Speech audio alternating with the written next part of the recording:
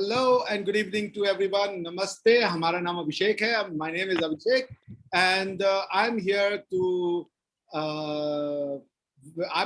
to conduct my inaugural interview with one of the foremost international relations and strategy expert, retired Colonel Vijay Prakash Dwivedi. So before we go into our today's topic and start learning from him, let me give him a very succinct introduction of Colonel Dwivedi. Colonel Vijay Dwivedi has served the Indian Army for 27 years and retired recently. He is a postgraduate in defense and strategic studies and has been studying international relations, especially from security viewpoint. So that explains a lot that why do we have Colonel Dwivedi here. First and foremost, I must express my heartfelt gratitude to Colonel Dwivedi for accepting this invite and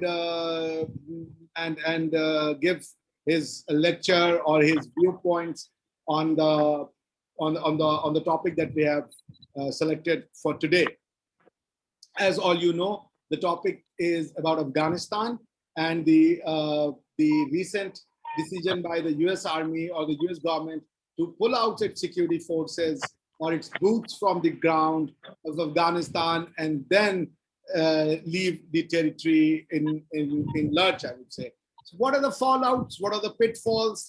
What India has at stakes as far as this withdrawal is concerned? On all this and various other topics, today we will discuss with Colonel Dwivedi. So Colonel Dwivedi, thank you very much for giving your precious time to us. We are really grateful to you.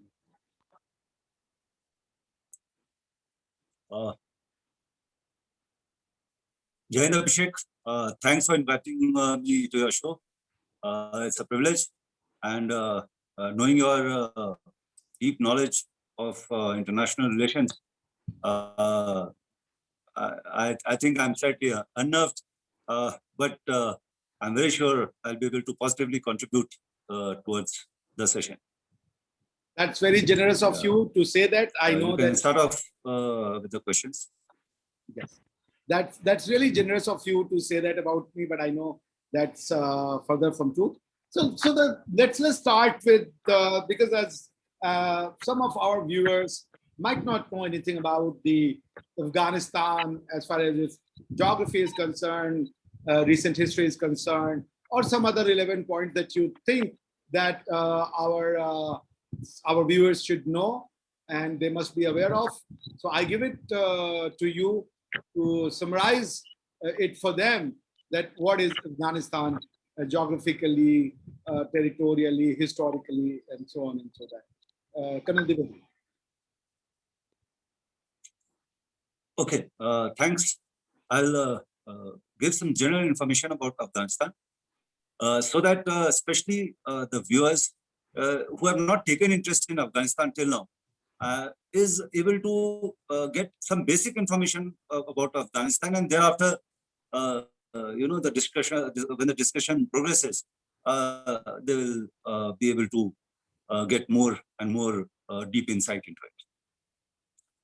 So, I start off with the geography. Just an interjection. हम लोग इसको हिंदी और English में mix सकते हैं.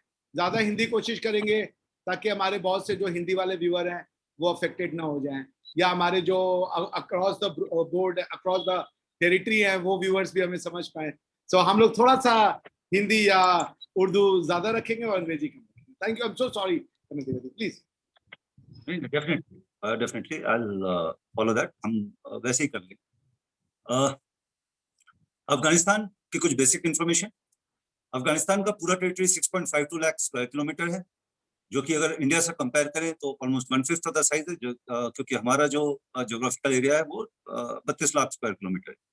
तो छोटी सी country है और ये लैंडलॉक्ड है और इसकी पॉपुलेशन 3.74 करोड़ है प्रेजेंटली. इसका जो बॉर्डर है वो Pakistan, Kazakhstan, Iran, Uzbekistan, Turkmenistan, China और पाक ऑक्यूपाइड कश्मीर से लगता है. इंडिया से पीओके जो कि राइटफुली हमारा है, अगर वो या जब भी हमारे पास वापस आता है तो अफगानिस्तान से हमारा डायरेक्ट बॉर्डर। अफगानिस्तान में सिर्फ 18% है जो एग्रीकल्चरल लैंड है, और despite that it is agriculture based economy.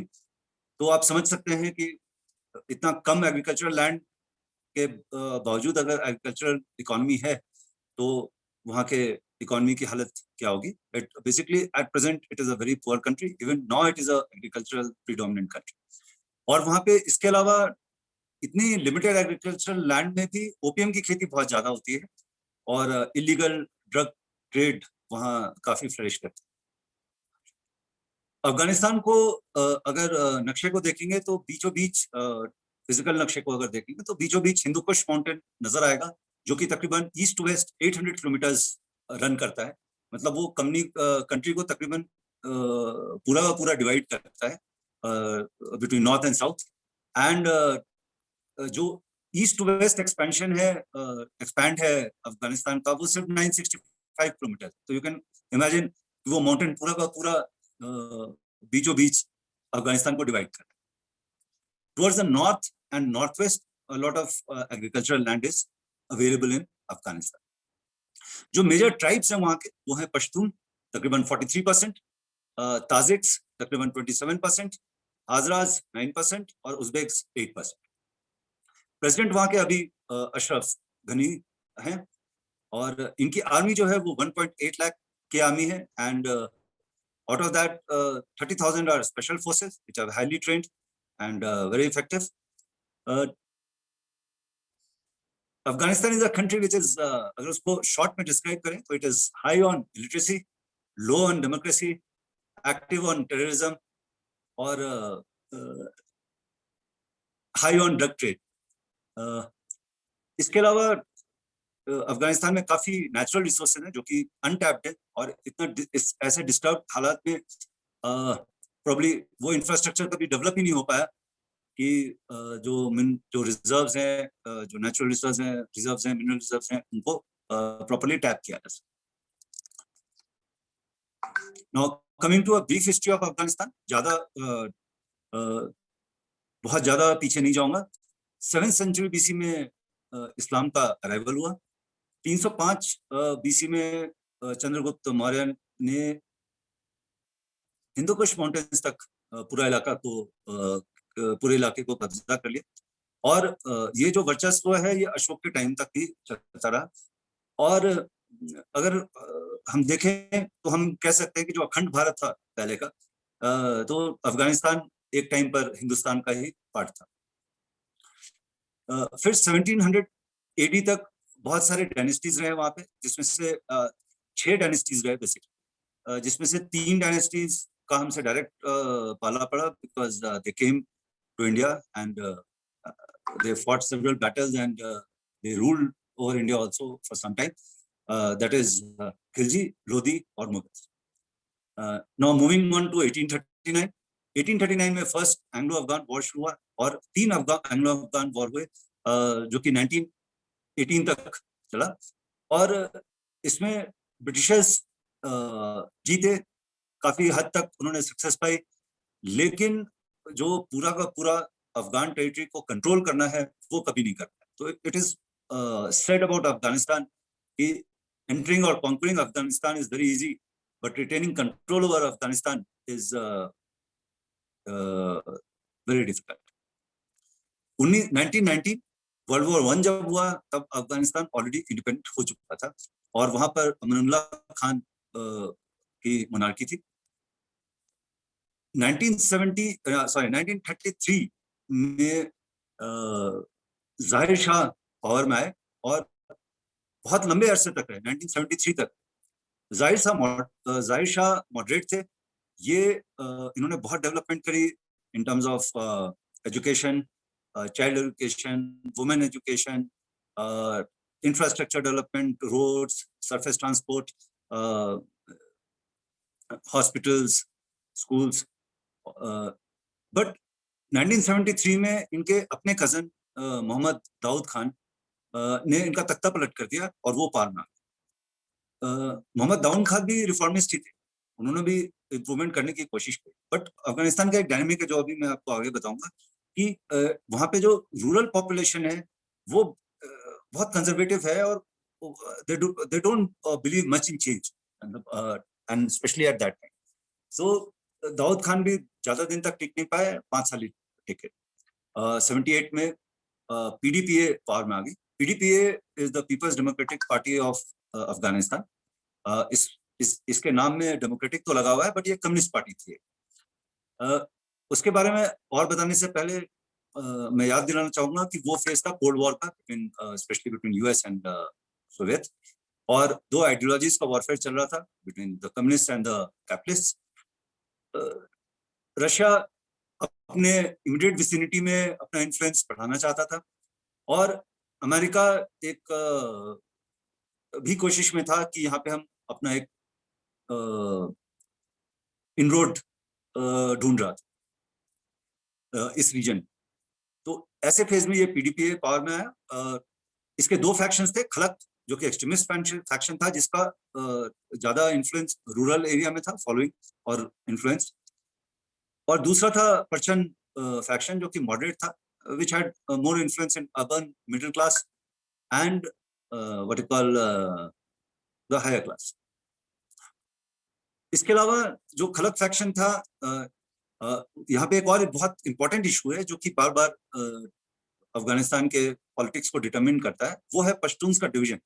जो ब्रिटिशर डिवाइड एंड रूल के पॉलिसी के तहत उन्होंने जो लाइन खींच दिया, उसके कारण आधी पश्तून पॉपुलेशन जो है वो पाकिस्तान में चली गई और आधी पश्तून पॉपुलेशन अफगानिस्तान में हो गई।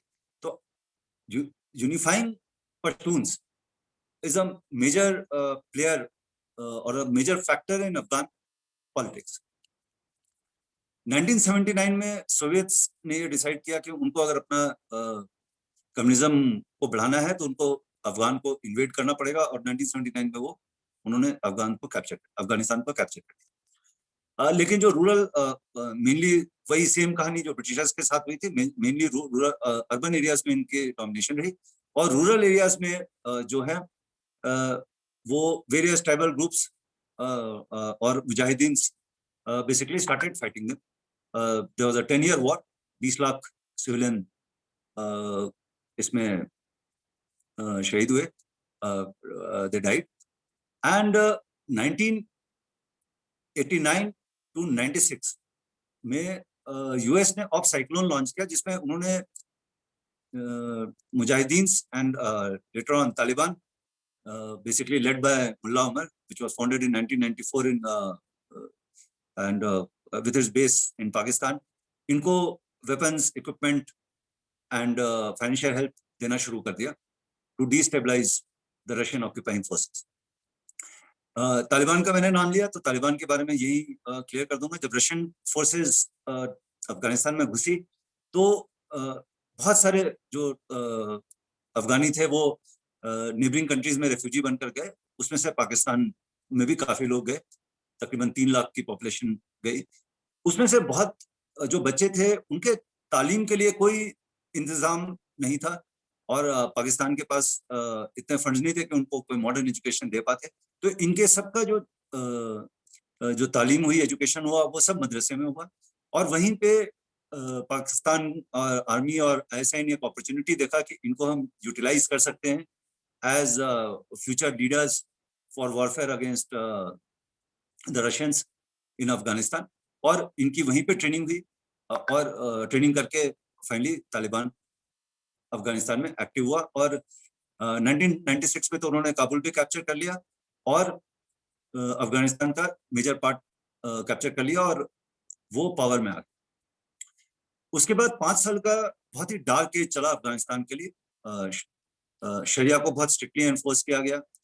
आपने 2-3 चीजें जो वायलेशंस के नाम पर है, पामियन बुधास आपको याद होगा, IC 814 का केस जिसमें हम डायरेक्टली इम्पैक्टेड हुए, और and various terrorist activities took place, और human rights was at its lowest.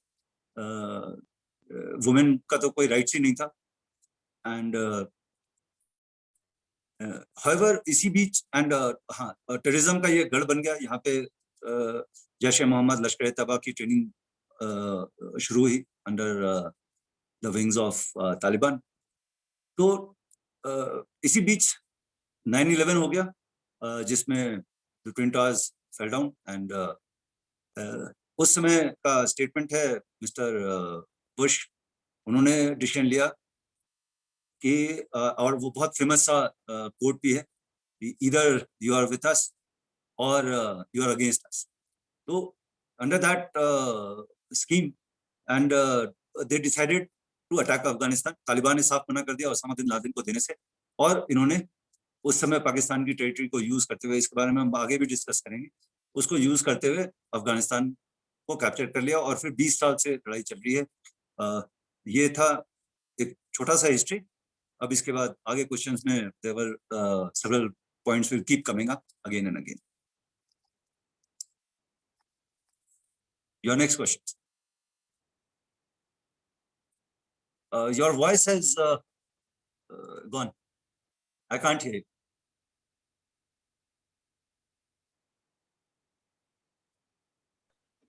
Can you hear me now? Yeah. Yes. Thank you, Colonel Dwivedi. That was very enchanting. That was very captivating, I must say. And that's why I forgot to unmute myself, because I was engrossed completely in the answer that you gave us. It was very enlightening, and I hope the viewers would also find it enlightening. So, what I understand, Colonel Dwivedi, is that the present turmoil in Afghanistan is because of the Twin Tower and then the war on terror that America has launched against the Afghans. So the question is that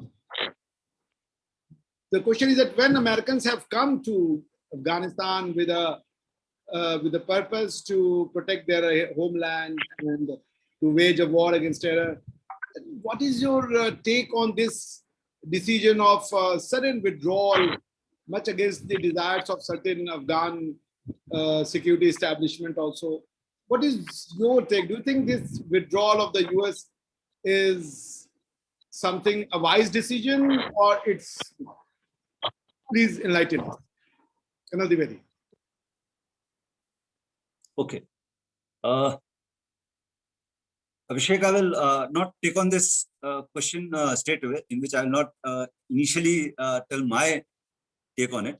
Firstly, I will cover it shortly. What are the views of the American official version, and then what other think tanks, whatever research I have done on this. इसको थोड़ा हम लोग हिंदी में भी रखेंगे. हाँ, दूसरे लोगों का क्या ओपिनियन है वो भी उसके बारे में बताऊंगा, और फिर मैं अपना टेक बताऊंगा. सबसे पहले तो जो अमेरिकन वर्जन था वो ये था कि it has been a too long a period and it has become a multi generational war, जो कि कभी डिजाइन नहीं था. सेकंड कि जो ऑब्जेक्टिव्स थे, जो अमेरिका ने बोला कि Afghan land should not be used for attack on US, और सेकंड बिन लादेन. तो एक ऑब्जेक्टिव तो उन्होंने अचीव कर लिया ऑफिशियली, और सेकंड को वो क्लेम करते हैं उन्होंने अचीव कर लिया. But I don't think there is any guarantee कि Afghan land can not be used for an attack against America or any other place, because asymmetrical warfare जो होता है और terrorism जो होता है वो कहीं से भी लिंक हो करके कहीं भी पहुंच सकता है. तो we as a world we have to be ready to face this reality, and terrorism होता रहेगा, छोटे कुछ casualties होते रहेंगे, हमको उसको एक्सेप्ट करना है. Now the तीसरा रीजन उन्होंने बोला कि we've got other focus areas as Syria, Iraq, Iran, Africa and Asia, the rise of caliphate, and so we cannot just remain confined to Afghanistan. और इसके अलावा चौथा रीजन उन्होंने बोला कि constitutional government is already in place, so we got no business to stay over here. जो आखिरी reason उन्होंने दिया, that was कि we have spent too much of money and the American government needs to concentrate and improve its own economy rather than spending money in a foreign country. आर्थिक कारणों को क्या? हाँ, आर्थिक कारण था. 2 ट्रिलियन का एक्सपेंडिचर हो चुका था। और इसके अलावा 2488 फेटल कैजुअलिटीज हुए थे और 20,722 wounded भी हुए थे। Now, what the think tanks had to say about or what is their opinion, whatever I have researched. एक तो ये पॉपुलेशन था अमेरिका में, अमेरिकन पब्लिक तो जनरली चाहती थी कि हाँ ट्रुप्स वापस आए, जिन्होंने भी अपने बच्चों को फौज में भेज रखा है वो दूसरे कंट्री में जाकर के क्यों लड़ाई कर रहे हैं, इसको एक पर्टिकुलर सेगमेंट है जो हमेशा क्वेश्चन करेगा। दूसरा जो पॉइंट इमर्ज करता है कि अफगान गवर्नमेंट जो है वो हेविली डिपेंडेंट है यूएस मिलिट्री सपोर्ट पे, military air support, engineer resources, funds, equipment and satellite image. अगर अमेरिकन सपोर्ट ना हो तो अफगान गवर्नमेंट जो है वो बहुत फ्रेजाइल पोजीशन में आ जाती है। टिपिकल ऑफ आईएसआई, उन्होंने ऑलरेडी इसको अपना विक्ट्री क्लेम करना शुरू कर दिया है, ठीक है। और to some extent Taliban is also declaring, though not so openly presently, because they are trying to buy time, कि थोड़ा टाइम मिल जाए और यूएस ट्रूप्स जब निकल जाए तब हम अपना मसल पावर फ्लेक्सिंग शुरू करेंगे। इसके बीच में कुछ टॉक्स भी हुए, पीस टॉक्स हुए, रशिया में हुए, कतर में हुआ, टर्की में हुआ। बट अगर आप देखें दोहा टॉक्स के इमीडिएटली बाद तालिबान ने अफगान गवर्नमेंट ट्रुप्स के ऊपर अटैक किया और उनके ऊपर हैवी कैजुअल्टी इन्फ्लिक्ट किया, और अगले ही दिन किया था ये, और उसके 3 दिन बाद फिर किया। तो अफगानिस्तान जो पीस टॉक्स है, हाँ, इसमें ये फैक्टर है कि अमेरिकन ट्रुप्स के ऊपर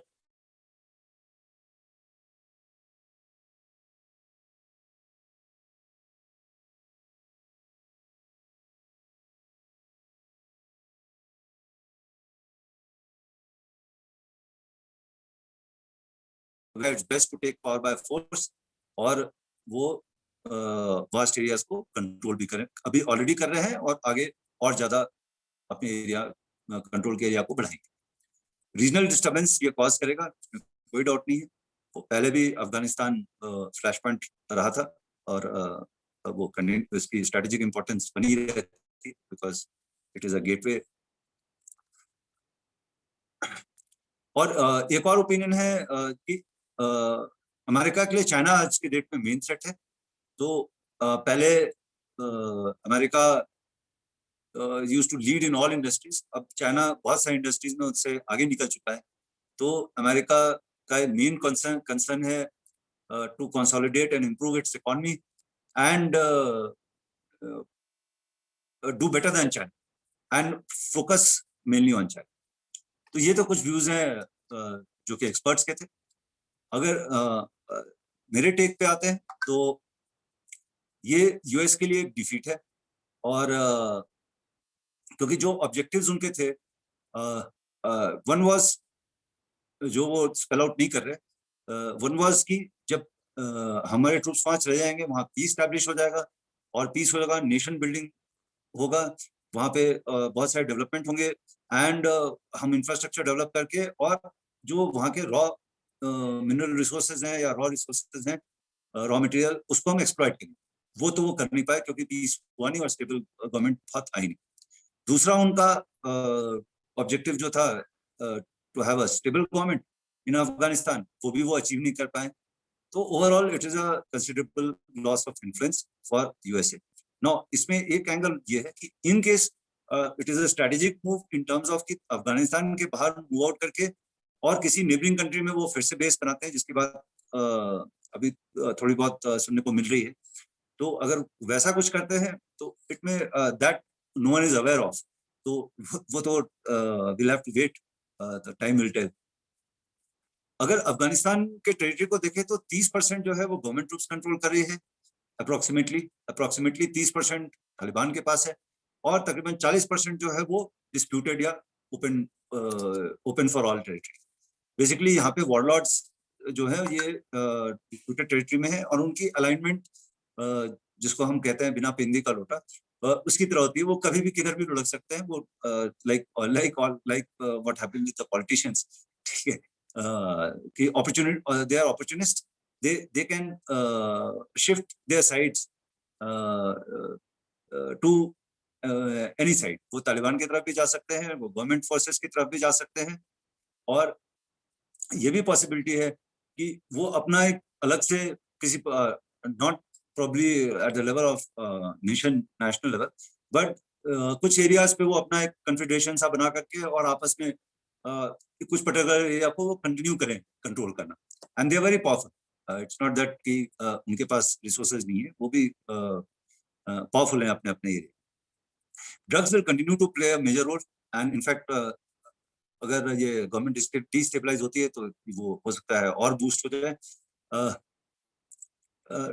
तालिबान सॉरी अफगानिस्तान गवर्नमेंट जो है वो it will be very weak without air support and other kinds of support, logistical weapon, satellite monitoring, वो बहुत वीक हो जाएगी.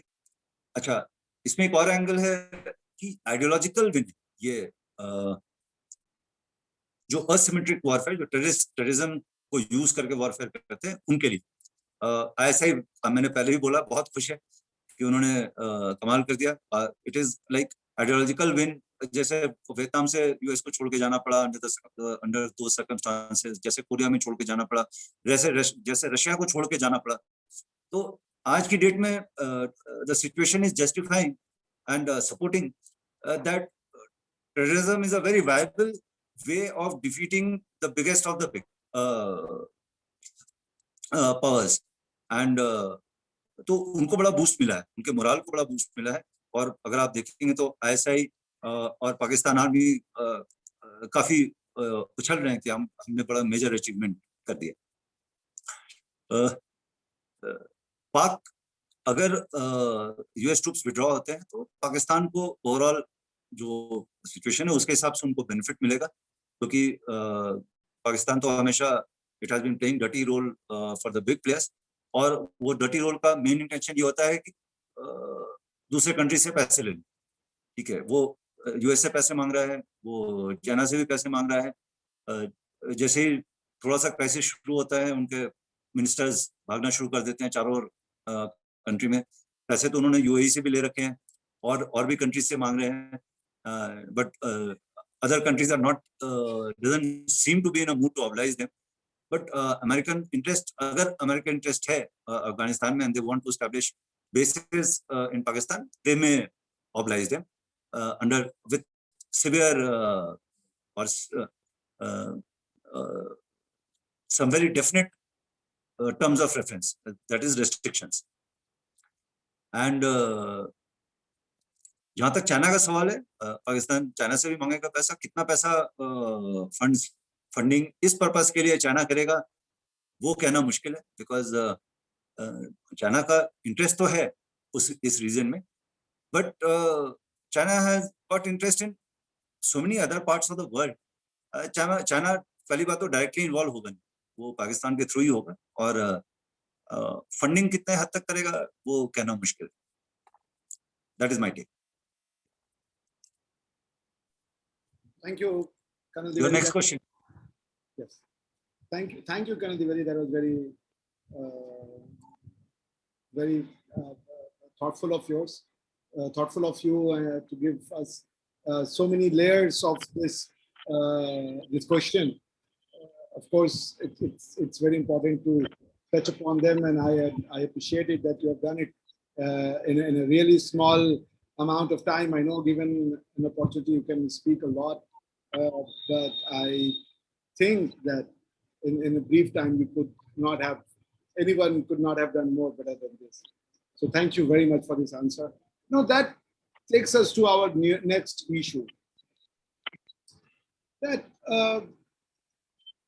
do you think that the withdrawal of the US will create a political instability in Afghanistan, or you see Ashraf Ghani's government, at least in those parts of the Afghanistan where they have their grid established, would be able to withhold the onslaught from Taliban? Yes, Colonel Dwivedi, your answer. See, there definitely instability. तो